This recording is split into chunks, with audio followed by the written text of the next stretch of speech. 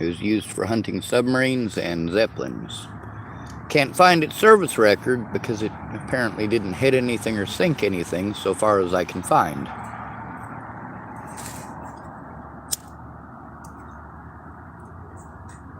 It was carried and used in World War I. What it hit, I have no friggin' clue. One thing that they were missing, however, is a shaped charge projectile. I believe it was either 56 or 59 millimeter. So it's not a real big bore. It's big enough though. And when you consider the weight of the thing, it's kind of a scary proposition to be bringing anywhere. Alright, so next, we're going to come up with the next iteration. Now this thing right here, it doesn't fire the way that a rocket fires.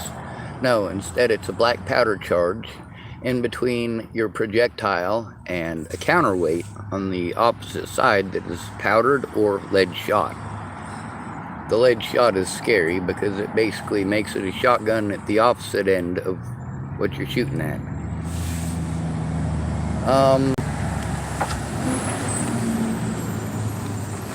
We got better ways of doing it now. So let's move on to the next iteration of this here blessed device.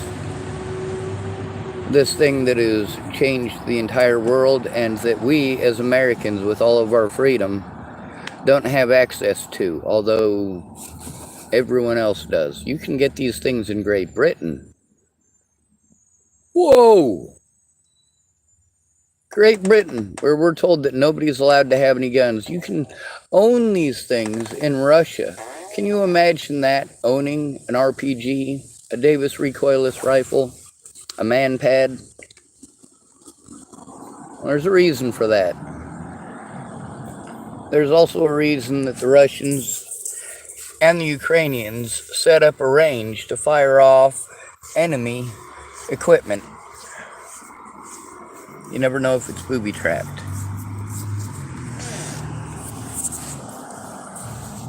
So sometimes they'll fall on somebody by surprise. They know the stuff is good to go, and what they'll do is they'll go out there and they'll practice with the enemy's equipment, just in case they capture it. But another thing they'll do is the stuff they're not so sure about gets piled up and exploded.